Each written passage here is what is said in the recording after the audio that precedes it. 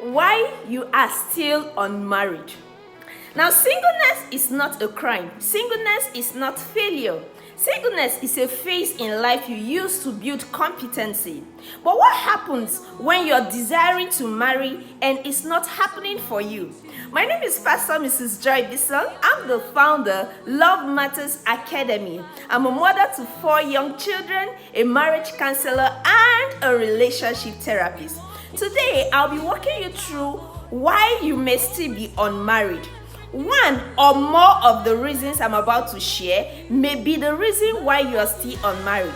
Now, the last one is a very major one. Wait for it. But why wait till the last one? Ensure you look deeply into the following reasons, because your reason may be found among them. Number 1 is wrong priorities or life focus. What do I mean by this? You want your career, your ministry, your study, or some personal projects to get to a certain level of progress before focusing on your relationship, before moving on to create time to meet people or even prepare yourself for marriage. Now, this is not wrong if you balance them. What do I mean? If you want your project, your ministry, your personal study to go to a level of progress, and you are also preparing for your marriage, getting ready, doing all you need to do, meeting the right people, it is not wrong. The problem lies in the balance. When there is no balance, when the time for your project, the time for your personal career, your ministry, outtime the time you use for preparing for your what? Marriage or meeting people. Now, I'll tell you a story of someone I met about 3 years ago. Now, this lady is a very, very industrious woman. She is, as at the time I met her, she had 3 companies in Nigeria. She had 5 in the UK. And she was still working on building other brands and other branches in other parts of the country. As at that time, she was already in her early 50s. She was God-fearing. Everything I would say a woman should have at least before marriage, she had them. But what was the problem? She had worked so much on her career, her ministry, her personal projects, and that time, her time for readiness, for getting married, for getting settled, and now she's struggling. So she has all the money she needs, all the connections with, but she is looking for who will marry her, and she is in her early 50s. So that's what I'm talking about. In life, everything is about balance. The hallmark of maturity is balance. Why you are making sure that you don't want to be a liability to somebody in marriage, why you are making sure that you should have certain level of fulfillment in your ministry, in your career, in your study, in your personal project, ensure that you are balancing those with your readiness, with your preparation for marriage. So how do you do this? As you're carrying out those projects, for instance, create, let's say, weekend.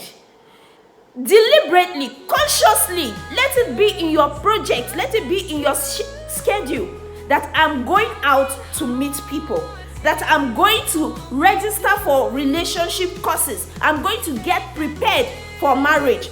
Carry the boat along and be sensitive, because in life, you are not the determinant of those who come to you. You may be strategically positioned to meet certain people, but you don't ultimately determine who you get married to at a particular point, especially for women. There is a time that your flowering time becomes over, and after that time, you begin to struggle. You struggle more to marry. Doesn't mean your case is the case is over or you can no longer marry, but it just makes you to struggle more. It becomes harder than it would have been if you had settled down earlier or known your season and then settled down at that time. So, wrong priority of life focus can make you to remain unmarried beyond the time that you would have loved to get married. So, let's look at another point. Number two is unrealistic or rigid standards. Unrealistic. You are a lady and you say you want your husband to be God-fearing, handsome, money loaded. He should have 3 houses in Dubai, 5 in UK. He should be driving the latest Lamborghini while preparing to buy his private jet. Unrealistic. Or you are a young man.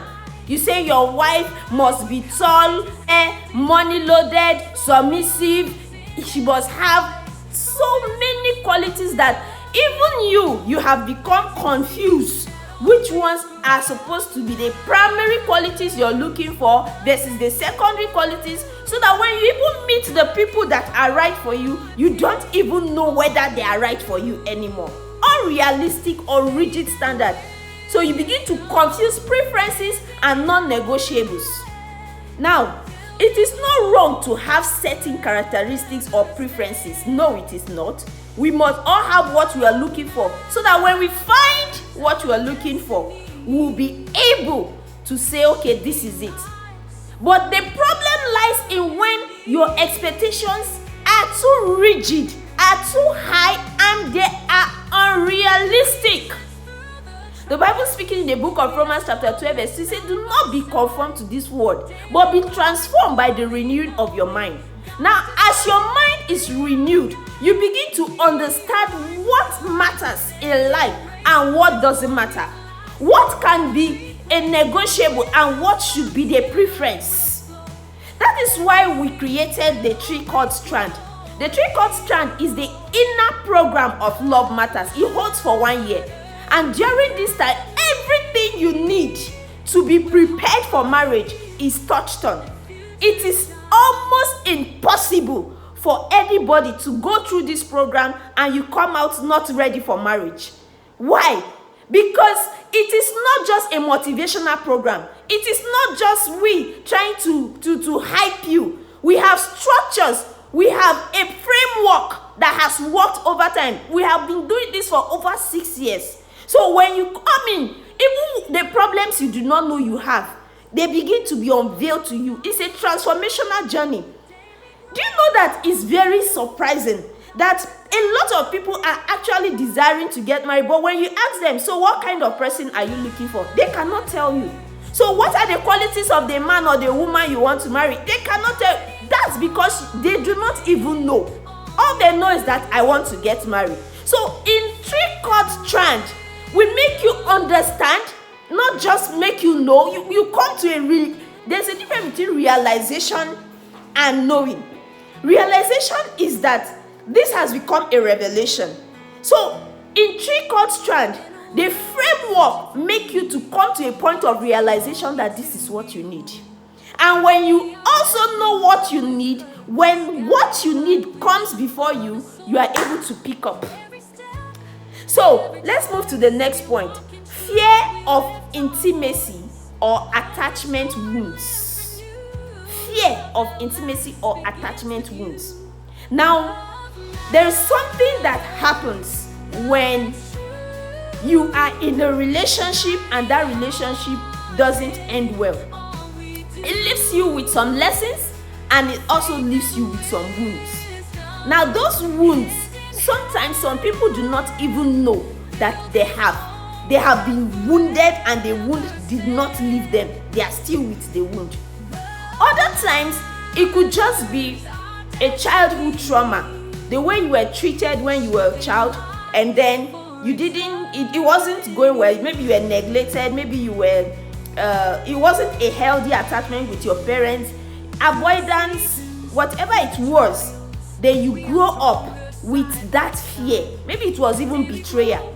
You grow up with it. It's hidden inside of you. Sometimes you don't even know. In fact, most times people don't know. And then you see them scared of these very things, this trauma, these wounds. They carry it into their new relationship. So they don't even understand why they behave that way. But somehow, that is the way they begin to act. Now, what is the problem when this becomes your problem? Now, it can ruin or repel partners. So let me just give you an example. That in your previous relationship, you were cheated or you were betrayed. Now, you thought you had healed, you thought you let go of the person that you were in relationship with. And then you come into this new relationship. And then the person is genuinely absent for a while. Maybe the person was working and the person was unable to pick your call when you called. The next thing is that you become anxious. Maybe he's with another person. Maybe she's with another person.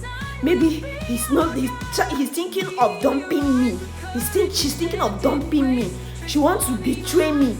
Maybe sometimes you will even storm into your partner's house, come without call, just to see whether they are with someone else. Why?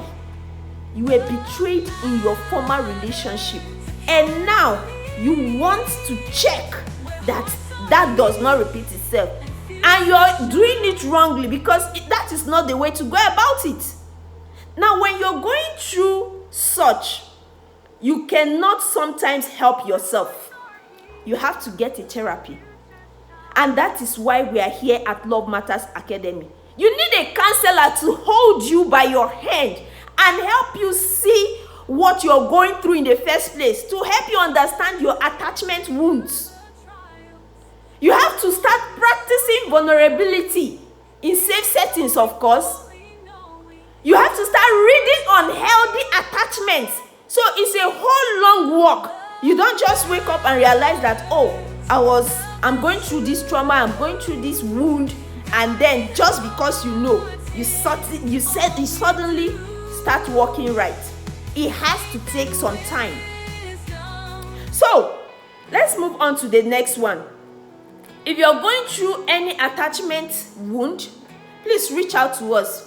Number 4, unrepentant or ongoing sinful patterns. Underline the word ongoing, unrepentant, sinful patterns.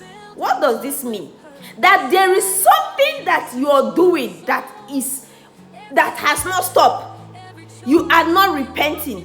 It is wrong. You know it is against God. It is sin. What is sin? Whatever we do with our hands, whatever we touch, we say, we think, that is against God. So unrepentant, ongoing, sinful patterns. Patterns means this thing. It's not that you just engage in it once. It's a mistake, you've repented and you never went back to it. No. It's that this is something that is habitual. It's part of you. You're doing it. It's ongoing right now.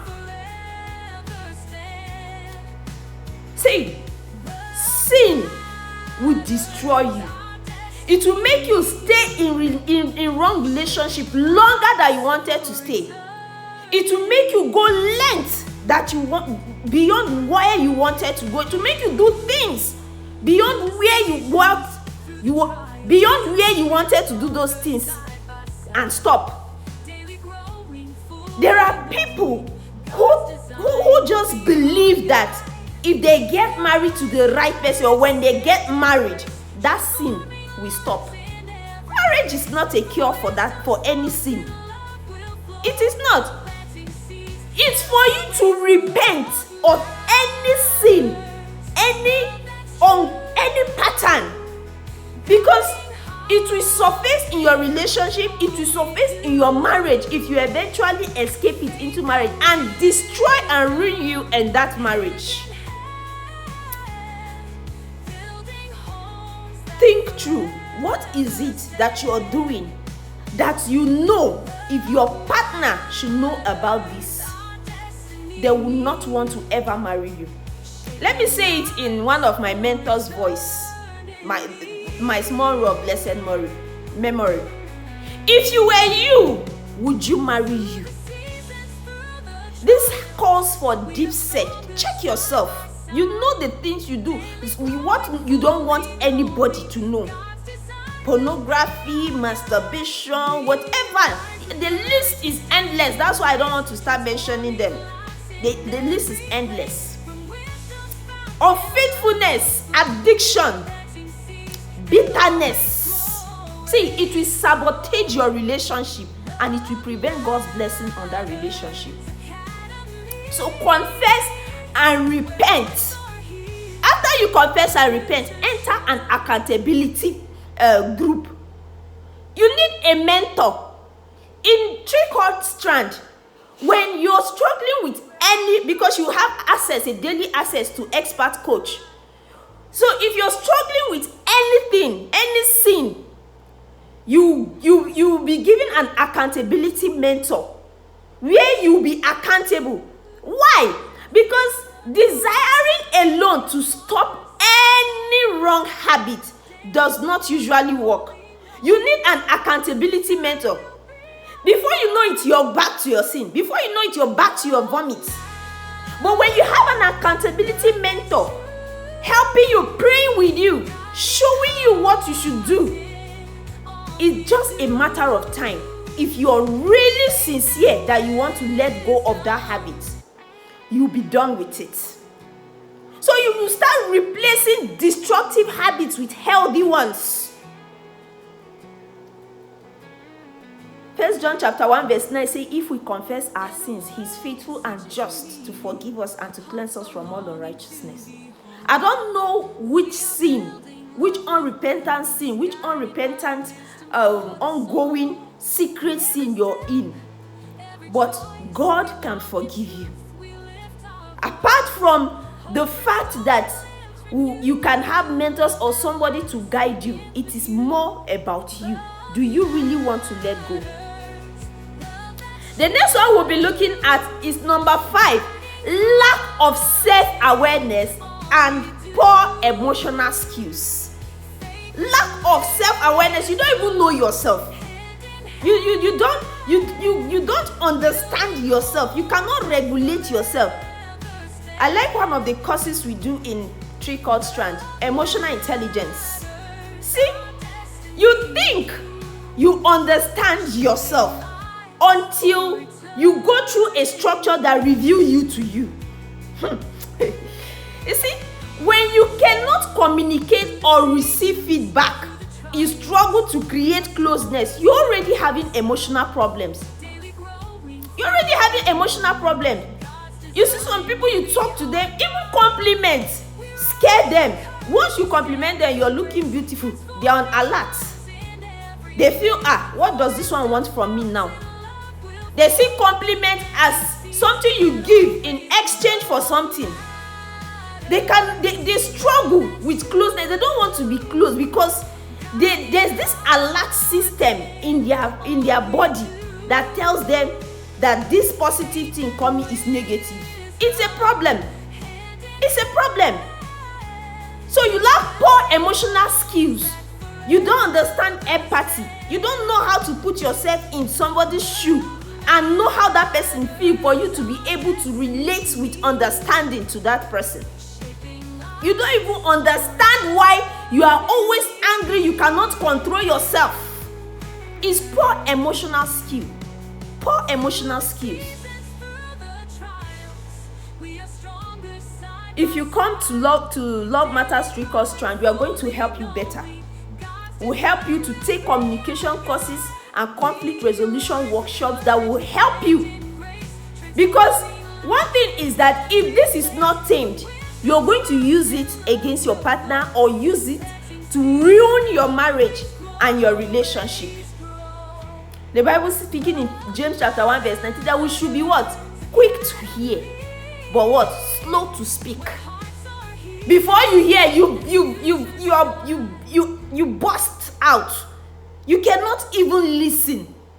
So how are you going to survive? How are you going to manage your marriage? How will your relationship even progress when you have poor communication skills, poor emotional skills?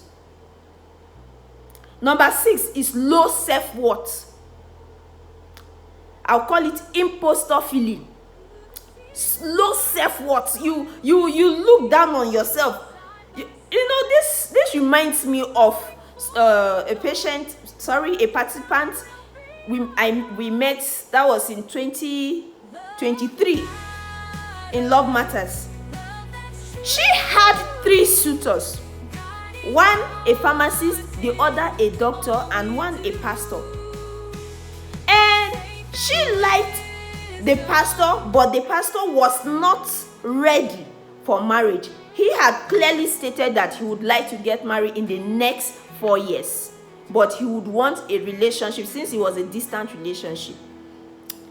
And she said she doesn't want to go for the doctor because she thinks her level is not up to his. Whenever the young man calls, this girl will bounce it. Thank God she came to us for help. At least it's one thing to realize that you need help, and another thing to go to somebody who can help you, not just who will give you a random advice or a random direction that does not work. In love matters, in three-chord stand, the principles we use are timeless wisdom. It's not guesswork. It's not guesswork. So when you think low of yourself, when the right partner comes around you, the feeling of low self-esteem cannot even make you communicate well. So if somebody is bringing up a topic, you cannot contribute because you feel, I'm low, I shouldn't be talking about this. It's ruining your relationship. It's stopping you from getting married. If you've discovered that there are people you cannot talk to, or you cannot talk in their midst confidently, then there's something wrong. There's a problem. You have to seek counseling so that you'll be taught the deliberate steps to take in order to boost your strength, in order to know your strength. And if it is that you don't really have capacity, because lack of capacity can also make you have a low self-esteem, a low self-worth, then we help you build it. When you don't know, you lack that confidence to stand before people and to even be in the right relationship. The right people scare you. In your grading, there are people that you shouldn't, no, this one, how can this one marry someone like me? If there are such people you've ever thought about, then you may be battling with self-worth problem. Come to us and we will help you. Please call the number that is on the screen. Give us a chat and we will help you. Number 7, passing up opportunities.